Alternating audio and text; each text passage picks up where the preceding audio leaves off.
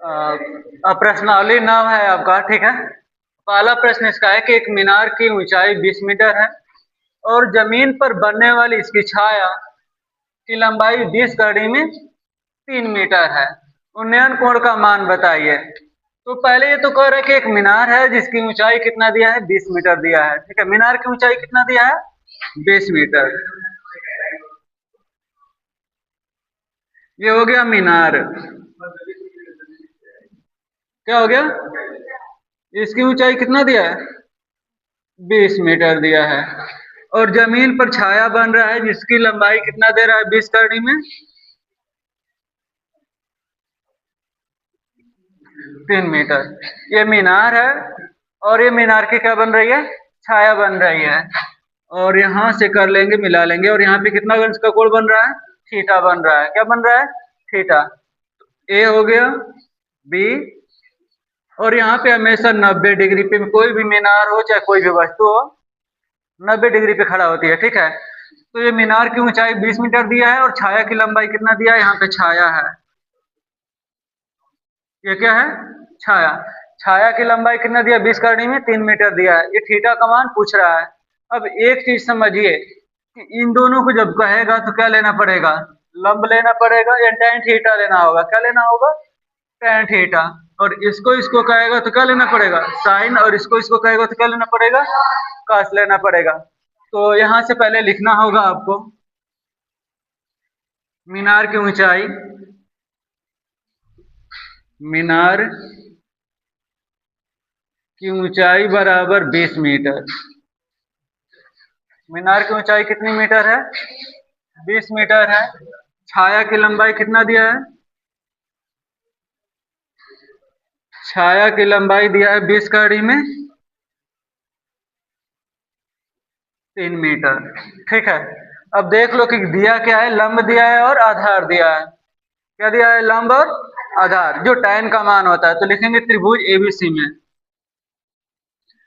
त्रिभुज एबीसी में tan theta बराबर लंब बटे में आधार। आपको ध्यान देना है कि क्या चीज दिया है, तो लंब दिया है और आधार दिया है तो tan लेना होगा। और जैसे लंब और कर्ण देगा तो साइन लेना पड़ेगा, आधार और कर्ण देगा तो cos लेना पड़ेगा। तीन ही चीज बस है इसमें। अधिकतर tan ही लेना पड़ता है, लंब और आधार ही पूछता है, ठीक है। तो क्या लेना होता है, tan लेना होता है, ठीक है। तो यहाँ पे आपका लंब और आधार है तो tan थीटा। तो tan थीटा का तो मान यहाँ से पता नहीं है, इसी को क्या करना है, ज्ञात करने हैं आपको। तो tan थीटा हो गया, लंब कितना दिया है, 20 दिया है, आधार कितना दिया है, 20 करनी में 3 दिया है। तो 20 से 20 क्या हो जाएगा, कट जाएगा, बचेगा क्या आपका, तो tan थीटा बच गया, ऊपर बचेगा 1 और नीचे बचेगा कड़ी में 3। अब आपको ये पता करना है कि 1 बटा कड़ी में 3 किसका मान होता है tan में। तो tan थीटा बराबर tan ये 60 अंश का मान होता है। कितनी अंश का मान होता है, 60 का मान होता है, पक्का। हाँ?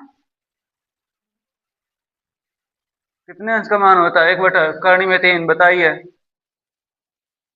60 का होता है, 30 अंश का होता है। करनी में 3 होता है 60 का, तो यहाँ पे क्या बनेगा, 30। 60 नहीं बनेगा, क्या बनेगा, तो थीटा बराबर कितना हो जाएगा, 30 अंश।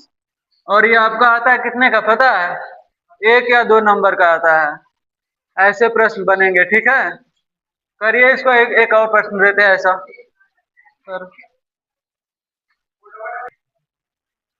दूसरा प्रश्न है इसका, यदि समतल मैदान पर एक मीनार की छाया की लंबाई उसकी ऊंचाई की करड़ी में 3 गुनी है, तो जो छाया की लंबाई वो क्या है, करड़ी में 3 गुनी है, ठीक है। तो पहले तो बनाएंगे मीनार, मीनार सीधा होगे, ठीक है। और ये भूमि पे ही छाया बनेगा, ठीक है। और यहाँ से ऐसे मिला देंगे। मीनार के दिमाग ऊंचाई h मीटर दिया है, ये हो गया मीनार, ठीक है। और यहाँ पे बनेगा आपका छाया। और ये कितना गुना है, करड़ी में 3 गुना है, यानी करड़ी में 3h लिख देंगे। यदि इसको x मानेंगे तो इसको करड़ी में 3x मानेंगे, क्योंकि ये करड़ी में 3 गुनी बन रही है, ठीक है। और यहाँ पे कितना डिग्री बनेगा, 90। यहाँ पे A B C। तो मान लीजिए पहले मीनार की ऊंचाई h मीटर, माना मीनार की ऊंचाई बराबर h मीटर। मीनार की ऊंचाई h मीटर हो गया, इसलिए छाया की लंबाई कड़ी में क्या हो जाएगा, 3h मीटर। और थीटा का मान क्या करना है आपको, पता करना है। थीटा बराबर क्वेश्चन मार्क। कह रहे हैं कि सूर्य का उन्नयन कोण बताइए। तो जब हम नीचे से ऊपर की तरफ देखते हैं तो उन्नयन कोण बनता है, और ऊपर से हम नीचे की तरफ देखते हैं तो कौन सा कोण बनता है, अवनमन कोण बनता है। ठीक है, तो लिखेंगे। अब देखो यहाँ पे ये लंब है और ये क्या है, आधार है। ठीक है, तो लिखेंगे त्रिभुज एबीसी में, त्रिभुज एबीसी में tan थीटा बराबर लंब बटे में क्या हो गया, आधार हो गया। अब ये हो जाएगा tan थीटा, लंब कितना दिया है इसका, h दिया है, आधार कड़ी में 3h दिया है। ठीक है, तो h बटे में कड़ी में 3h। ठीक है, h से h क्या कर लेंगे, कब तक खत्म हो जाएगा, तो बचेगा tan थीटा बराबर 1/कड़ी में 3 बच गया। अब ये देखो, जब यहाँ पे tan रहेगा तो इसमें tan का मान देखेंगे कि tan में किसका मान 1/कड़ी में 3 होता है। ठीक है, साइन रहेगा तो साइन में देखना होगा।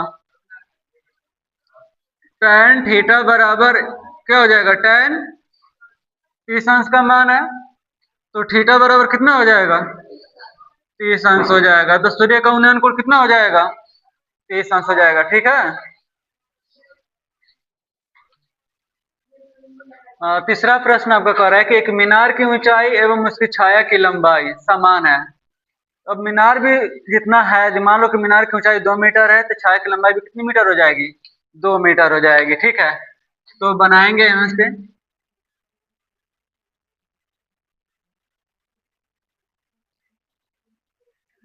ये क्या है आपका मीनार, और यहाँ पे क्या बन रही है आपकी छाया। यदि मीनार मान लेते हैं कि 1 मीटर है ये, तो छाया की लंबाई भी कितना मीटर हो जाएगी, x मीटर हो जाएगी। ठीक है, जब इसको h मानेंगे तो ये कितना हो जाएगा, h हो जाएगा, क्योंकि दोनों क्या है, समान है। ठीक है, और यहाँ से लिखेंगे p q r, इसको कोई भी मान सकते हैं, ABCD भी मानिए, PQR मानिए, कुछ भी दिक्कत नहीं है। ठीक है, बस इसको पढ़ना है कि मीनार की ऊंचाई और इसकी छाया की लंबाई दोनों क्या है, समान है। ठीक है, और यहाँ पे 90 अंश बनेगा हमेशा, और ये होगा आपका थीटा। ठीक है, तो यहाँ पे लिखिए, माना मीनार की ऊंचाई, मीनार की ऊंचाई बराबर कितना मीटर है, x मीटर है, इसलिए छाया की लंबाई, छाया की लंबाई भी कितना मीटर हो जाएगी, x मीटर हो जाएगी, क्योंकि दोनों की लंबाई क्या है, बराबर है ना। अब लिखेंगे अतः त्रिभुज PQR में, PQR में, अब देखो यहाँ पे लंब है और क्या है आपका आधार है। ठीक है, तो tan बनेगा, तो tan थीटा बराबर हो जाता है लंब बटे में आधार। थीटा का मान थीटा ही रखेंगे, लंब का मान x है, आधार का मान कितना है, कट जाएगा कि नहीं कटेगा, कटेगा। और जब कटेगा तो tan थीटा बराबर 1 हो जाएगा, और tan में किसका मान 1 होता है, 45 का होता है ना, तो 45 का होगा, तो tan थीटा बराबर tan 45 हो जाएगा, और थीटा बराबर कितना हो जाएगा अब, 45 अंश। तो सूर्य का उन्नयन कोण 45 अंश। ठीक है, कह रहा है कि भूमि से 60 मीटर की ऊंचाई पर एक पतंग उड़ रही है। ठीक है, भूमि से कितने मीटर की ऊंचाई पे, 60 मीटर की। पहले हम बनाएंगे इसका चित्र। ठीक है, तो सबसे पहले आप भूमि बनाएंगे, ये क्या है आपकी भूमि है, भूमि से कितने मीटर की ऊंचाई पे उड़ रही है, 60 मीटर की ऊंचाई पे